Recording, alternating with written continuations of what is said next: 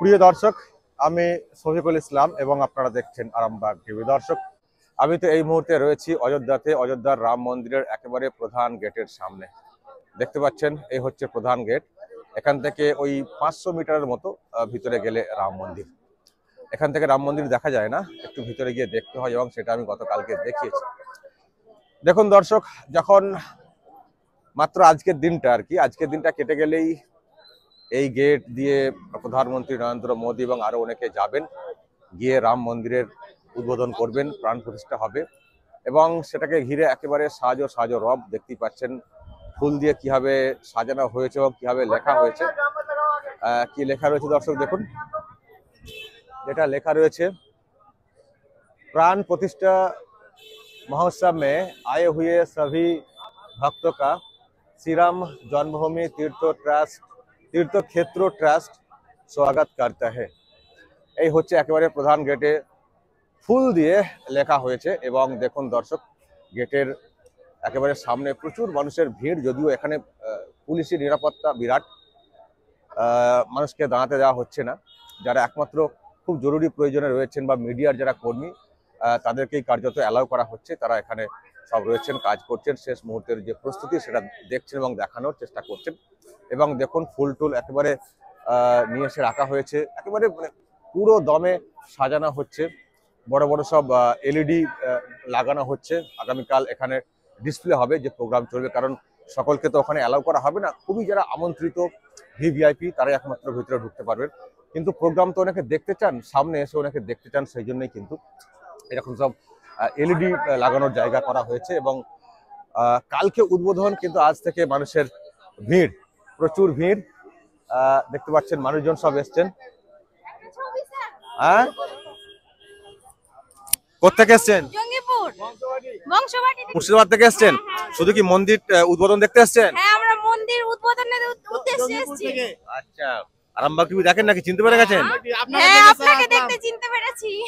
ওকে, তো কালকে তো এখানে ঢুকতে পারবেন না, তবুও এলেন কেন? মানে তবুও আজকের দিনে থাকার জন্য? যে রাম মন্দির প্রতিষ্ঠার যে একটা প্রাণ প্রতিষ্ঠার যে একটা সাক্ষী, এই সাক্ষী হয়ে থাকতে এসেছি স্যার। ওকে, কি নাম? উষা দাস। কতদিন থাকবেন এখানে? এখানে 23-24। মানে মন্দির দেখে যাবেন? দেখে তারপরে যাব। Very good. বাচ্চাকে নিয়ে চলে স্যার, হ্যাঁ, বাচ্চা নিয়ে চলে এসেছি। আপনাকে দেখে স্যার আসলাম, আপনাকে দেখে চিনতে পারলাম, ওই জন্য আসলাম আপনাকে দেখে। Very good. দর্শক দেখছেন, বাংলা থেকে প্রচুর মানুষ এসছেন। আসলে সবাই যে ভিতরে ঢুকতে পারবেন তা নয়, তবুও মানুষজন এসছেন। মানে উদ্বোধন হবে, প্রাণ প্রতিষ্ঠা হবে যেদিনে, সেদিনে অযোধ্যায় থাকবো, এটা একটা বড় বিষয়। তো যাই হোক দর্শক, এই হচ্ছে বিষয়, এই মুহূর্তের সকালের দৃশ্য। কালকে তো এখানে একেবারে বিরাট একটা হবে, সেটা বলার কিন্তু কোনো অপেক্ষা রাখে না। কিন্তু আমি এখন একটা ভিডিও আপনাদেরকে দেখাবো দর্শক, যেটা আমার কাছে এসছে। আমি আছি অযোধ্যাতে, কিন্তু আমার কাছে অনেক সব ভিডিও আসছে আর কি। যে ভিডিওটা এসছে ঘাটাল থেকে, ঘাটালে যে শিশু মেলা হচ্ছে, সেখানে একজন শিল্পী গিয়েছিলেন, যার বাড়ি কিন্তু এই অযোধ্যাতে, ইন্ডিয়ান আইডল খ্যাত শিল্পী ঋষি সিং। তিনি প্রোগ্রাম করতে উঠে, অযোধ্যার মানুষ, তার মধ্যে একটা আলাদা আবেগ কাজ করে, এবং জয় শ্রীরাম তারা কথায় কথায় বলে থাকেন। এবং যখন রামলালার প্রাণ প্রতিষ্ঠা হচ্ছে, তিনি গেছেন এখান থেকে বাইরে, তো সেখানেও স্টেজে বলেছেন জয় শ্রীরাম। আমি আপনাদেরকে আগে দেখাই যে তিনি স্টেজে কি বলেছেন এবং তারপর কি হয়েছে, আমি সেটাও দর্শক আপনাদেরকে দেখাবো। আমার কাছে ওখান থেকে ভিডিও এসছে।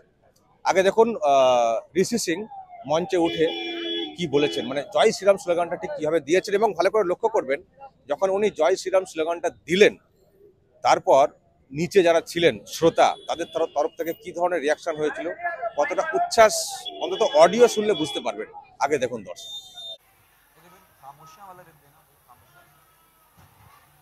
अच्छा, बहुत लोग मुझे नहीं लगा था मुझे करना चाहिए, बट चलो ठीक है। मैं जो कि मैंने अभी किया नहीं, बट मैं सोचा था लास्ट में करूंगा, उसको लास्ट के सस्पेंस से रखते हैं। अभी आप लोग गेस कर लोगे तो अच्छी बात है, क्योंकि मैं अयोध्या से हूं और अयोध्या में श्री राम के नारे इतने मजेदार लग रहे हैं। लगाए नारा, लगाते एक बार, चिल्ला दोगे दूर तक? तो बोलो जय श्री राम। क्या बात है, क्या अभी ये रखेंगे, ये एनर्जी लास्ट तक रखेंगे, देन हम लास्ट तक जब जाएंगे ना तो और ज्यादा मजा आएगा। एनर्जी एंड विद द जय Shri Ram on. Wow, thank you, क्या बात है। দেখলেন ঋষি সিং অযোধ্যার মানুষ ওখানে গিয়ে জয় শ্রীরাম স্লোগান দিয়েছেন, কিন্তু সেটা দিলে হবে? ওখানে যে দিদির শাসন চলছে, ওখানে তো রাম, রামলালা, রামের আবেগ, জয় শ্রীরাম এসব তো চলবে না। স্টেজে গিয়ে বলে ফেললেন ঋষি সিং, এটা কি অন্য জায়গা ভারতের? এটা বাংলা, বাংলাতে ওখানকার আলাদা শাসন চলে, ওখানকার হিন্দু ধর্মটা অন্যভাবে চলে, ওখানে ওইসব তো আবেগ চলবে না। জয় শ্রীরাম বলে ফেললেন মঞ্চে উঠে। আপনাকে সব তৃণমূলের লোকজনেরা এনেছেন আর আপনি জয় শ্রীরাম বলে ফেলবেন, এটা হয়? যদি ওটাই শুধু বলে থাকেন তাহলে তো মুশকিল হয়ে যাবে। যারা ওখানে আর কি উদ্যোক্তারা আছেন তারা হয়তো ভেবেছেন যে যদি শুধু এটাই বলে রেখে দিই তাহলে তো দিদির কাছে বিরাট গোষ্ঠীর তো শেষ নেই, হয়তো কোনো গোষ্ঠী গিয়ে বলবে, জানেন দিদি ওখানে শিশু মেলা যারা আয়োজন করেছেন তারা জয় শ্রীরাম বলিয়েছেন একজন শিল্পীকে দিয়ে, আর তারা কোনো বারণও করেননি আর মঞ্চ থেকে নামিয়েও দেননি। তো এটা বলে দিলে তারা আবার বা তাদের আবার পদ থাকবে তো তৃণমূল কংগ্রেসের। ফলে তারা সেই ভুলটা করেন। তারা কি করেছেন, যখন এরকম হয়ে গেল কিছুক্ষণ নিজেদের মধ্যে জল্পনা কল্পনা চললো, জয় শ্রীরাম বলে ফেলেছেন, নিচেতে মানুষজন ওইভাবে স্লোগান দিয়েছেন। তো যেটা হলো, হঠাৎ করে মঞ্চে একজন উঠে এলেন, মঞ্চে উঠে এসে ঋষি সিংকে কি বললেন কানে কানে, আর তারপর ঋষি সিং কি করলেন দেখুন দর্শক।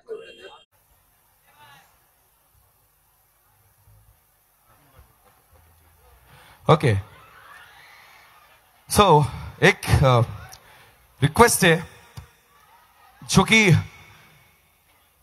हम पहली बार आपके इधर आए। अरे डेफिनेटली, क्यों नहीं, एक सेकेंड। तो इधर मैं आपके साथ एक चीज बोलना चाहता हूं और आपको बोलना पड़ेगा यार, बोलोगे? एक चीज बोलना है, जय बांग्ला। और तेज नहीं, इतना धीमे नहीं, अभी पीछे वालों का आवाज नहीं आ रहा, आगे वाले बोल रहे, बोलो जय बांग्ला, जय बांग्ला। एक्सेंट आ गया यार मुझे, मैं सोचा था मुझे एक्सेंट नहीं आता, बट एक्सेंट अच्छा खासा एक्सेंट आता है मुझे। সুতরাং বুঝলেন দর্শক, এই হচ্ছে বাংলার অবস্থা। জয় শ্রীরাম বললে হবে না।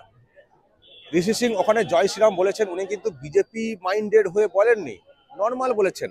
আর এই যে আমি এখানে আছি দর্শক, এই যে এত মানুষ এখানে আছেন, আমি এটুকু বলতে পারি এইসব নিয়ে বাংলাতে অনেক বিতর্ক চলছে, চর্চা চলছে। বিজেপির স্লোগান জয় শ্রীরাম ইত্যাদি, রাম মন্দির বিজেপি করছে, পলিটিক্যাল ইস্যু বানাচ্ছে। আমি জানি না অযোধ্যার বাইরে কি হচ্ছে না হচ্ছে এই মুহূর্তে, কিন্তু অযোধ্যায় থেকে আমি যেটুকু বুঝছি এখানকার মানুষের মধ্যে যে আবেগ দেখছি, এখানে কিন্তু কোনো বিজেপির রং নেই। এখানে একটাই আবেগ, রাম ভক্তি, রাম বন্দনা, রাম ভজন, রামলালার প্রতিষ্ঠা, 550 বছরের অপেক্ষার পর এরকম একটা ঐতিহাসিক সন্ধিক্ষণ, স্বপ্ন পূরণ। মানে এইগুলোকে মাথায় রেখে আমি দেখছি এখানকার মানুষের মধ্যে শুধু আবেগ, এদের মধ্যে কোনো পলিটিক্স নেই। হিন্দু ধর্মকে ভালোবাসেন, বিশ্বাস করেন, রামে বিশ্বাস করেন, রামের যে কাহিনী, যে জীবন, সেগুলোকে বিশ্বাস করেন, সেই বিশ্বাস থেকে এসেছেন। এখানে কোনো পলিটিক্যাল কালার কিন্তু আমি দর্শক বুঝছি না। আর বিজেপির কোনো পতাকাও আমি এখানে দেখছি না, কোনো পতাকাই দেখছি না, যা দেখছি সব জয় শ্রীরাম। ফলে এখানে কিন্তু ওই রকম ব্যাপারই নেই, ওই রকম কোনো কালার নেই যে কালার নিয়ে, মানে পলিটিক্যাল কালার নিয়ে আমাদের বাংলাতে এত চর্চা হচ্ছে। এখানে একটাই রাম, রাম ভক্তি, রামের টানে আসা। ফলে এখানে যারা আর কি এখান থেকে বাইরে গেছেন তারাও ভেবেছেন রামের ব্যাপার আমি বলতেই পারি, এত ভেবে বলেনি, ভাবতে পারেনি যে ওখানে ওই রকম শাসন চলে। তো তিনি বলেছেন, বলতে বাধ্য হয়েছেন জয় বাংলা। জানি না দর্শক আপনারা কি বলবেন, আমার তো খুব অদ্ভুত লাগছে এখান থেকে দেখে, বিশেষ করে কারণ আমি আবার বলছি এখানে এসে কিন্তু এরকম পলিটিক্যাল কোনো কালার জয় শ্রীরামকে কেন্দ্র করে দেখছি না। জয় শ্রীরাম কোনো পলিটিক্যাল পার্টির ব্যাপার এখানে অন্তত দেখে মনে হচ্ছে না। বিজেপি হয়তো স্লোগানটা দেয়, কিন্তু এখানকার মানুষের মধ্যে কিন্তু সেটা দেখছি না। আর বাংলাতে কিভাবে ফেসেছেন জয় শ্রীরাম স্লোগান দিয়ে ঋষি সিং, সেটা দর্শক আপনারা বুঝতে পারেন। দর্শক কি বলবেন, যা দেখছেন শুনছেন এখান থেকে যা আমি আপনাদেরকে দেখাতে পারছি। যদি এসব নিয়ে কিছু বলার থাকে অবশ্যই বলবেন, কমেন্ট বক্সে নজর রাখবেন। আরামবাগ।